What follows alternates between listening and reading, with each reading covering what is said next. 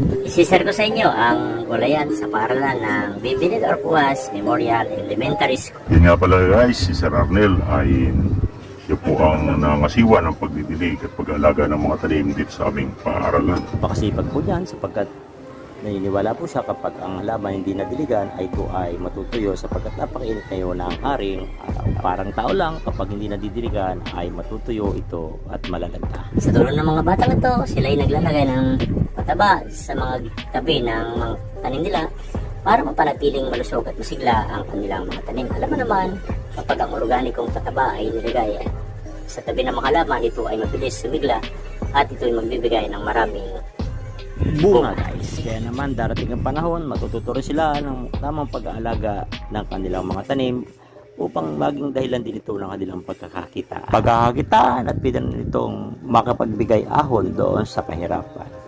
At